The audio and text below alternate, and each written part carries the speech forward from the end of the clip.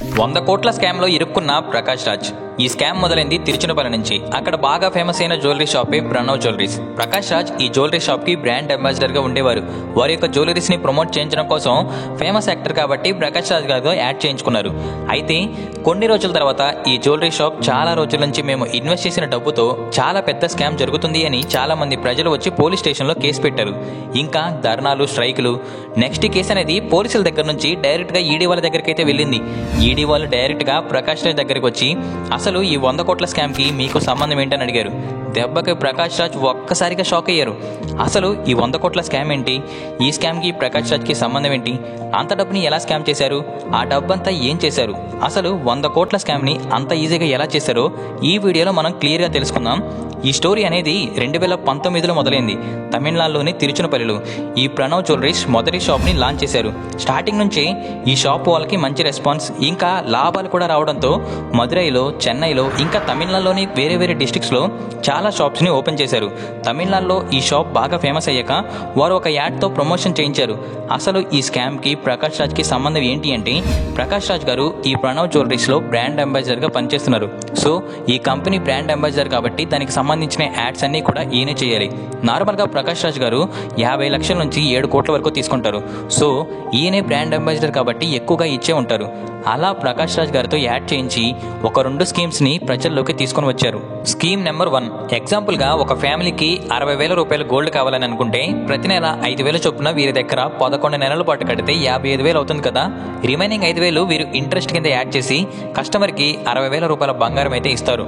రెండవ స్కీమ్ ఏంటి అంటే, మీ ఇంట్లో ఉన్న పాత జ్యువెలరీని మా దగ్గర ఇచ్చి 1 సంవత్సరం తర్వాత బంగారం రేటు ఎంత పెరిగితే అంత రేటుకి కొత్త జ్యువెలరీని తీసుకుని వెళ్ళండి అని ఇంకొక స్కీమ్ ని లాంచ్ చేశారు.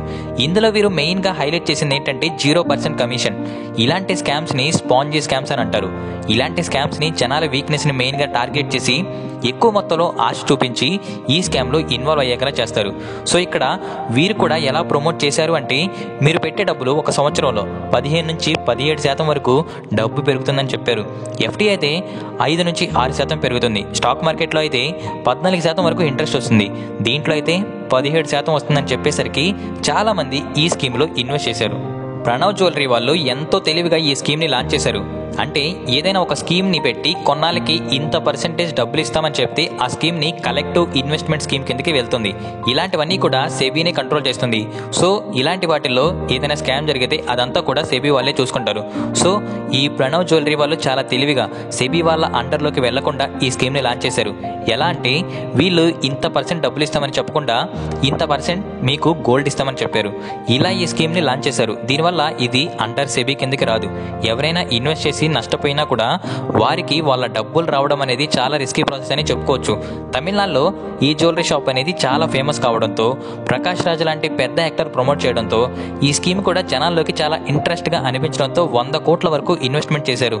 చాలా మంది డబ్బులు పెట్టిన తర్వాత ఆల్మోస్ట్ 1 ఇయర్ గడిచి వస్తుంది. సో ఇప్పుడు వెళ్ళి నా బంగారం తెచ్చుకుంటా అని చెప్పేసి ఎవరైతే ఆ షాప్స్ దగ్గరికి వెళ్లారో అక్కడికి వెళ్ళి ఆ షాప్స్ ని చూడగా షాక్ అయ్యారు. ఎందుకంటే వారు వచ్చే 2-3 నెలల ముందు నుంచి ఈ షాప్స్ అనేవి బంద్ అయి ఉన్నాయి.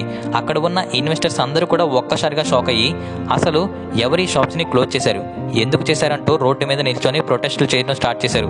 కొంతమంది పోలీస్ స్టేషన్కి వెళ్లి కంప్లైంట్ చేయగా పోలీసులు కూడా వచ్చి ఎంక్వైరీ చేయడం స్టార్ట్ చేశారు. ఈ గ్యాప్ లో అక్కడికి ఈఓడబ్ల్యూ వారు కూడా వచ్చారు, ఎకనామిక్స్ అఫెన్స్ వింగ్ వారు. మీరేమీ కంగారు పడొద్దు, బంగారం షాపులు ఇక్కడే ఉన్నాయి, ఓపెన్ చేసి అందులో ఉన్న బంగారాన్ని, డబ్బుని మీకు పంచిపెట్టొచ్చు అని అక్కడ ఉన్న షట్టర్స్ ని ఓపెన్ చేసి చూశారు. ఒక్కసారిగా షాక్ అయ్యారు. ఆ షాప్ లో అసలు ఏమీ లేవు. కొన్ని ప్లేసుల్లో 1-2 వెండి బిస్కెట్లు అయితే దొరికాయి. అయినా కూడా షాప్స్ అన్నీ కూడా ఖాళీగా ఉన్నాయి. ఈ విధంగా ప్రణవ్ జ్యువెలరీస్ వాళ్ళు 100 కోట్ల స్కామ్ ని చేశారు అని ఆ టైంలో తమిళనాడులో ఇంకా దేశవ్యాప్తంగా ఈ న్యూస్ అయితే వైరల్ అయింది.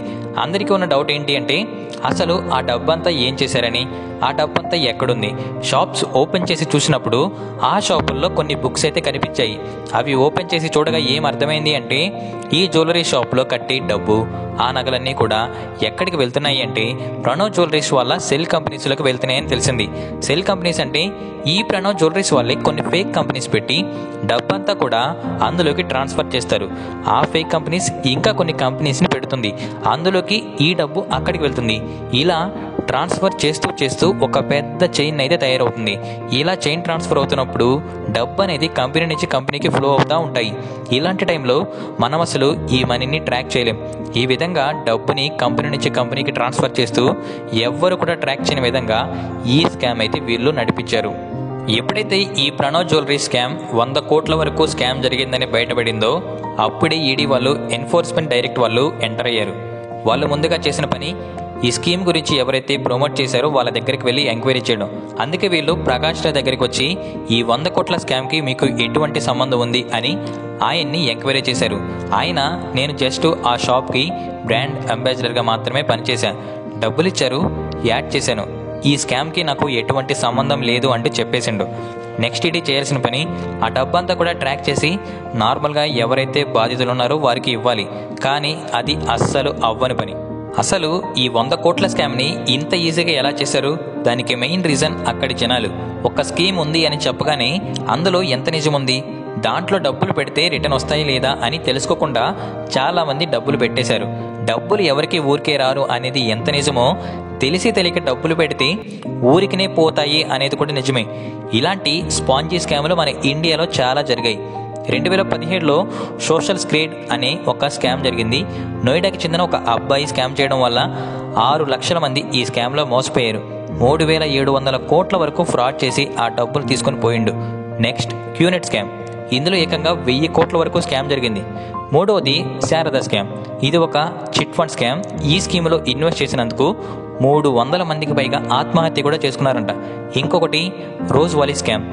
ఈ స్కామ్లో కూడా ఎక్కువ మొత్తంలో 17,000 కోట్ల వరకు స్కామ్ జరిగింది. సో ఇక్కడ జరిగిన ప్రతి స్కామ్ కూడా జనాలను వారి యొక్క వీక్నెస్ని అడ్డు పెట్టుకొని చేసిన స్కామే. ఈ ప్రణవ్ జ్యువెలరీ స్కామ్ కూడా సేమ్ ఇలానే జరిగింది. ఇలాంటి స్కామ్స్లో డబ్బులు పెట్టే ముందు మనకి అలాంటి వాటి మీద ఎంతవరకు అవగాహన ఉంది, ఇందులో డబ్బులు పెడితే తిరిగి వస్తాయా లేదా అని 100 టైమ్స్ ఆలోచించి ఇన్వెస్ట్ చేయడం అందరికీ మంచిది. సో జాగ్రత్తగా ఉండండి. ఈ వీడియో మీకు ఇన్ఫర్మేటివ్గా అనిపిస్తే షేర్ చేయండి. ఇలాంటి స్కామ్స్ గురించి మీకు ఏమైనా అనుభవం ఉంటే కింద కామెంట్ చేయండి. Thank you for watching.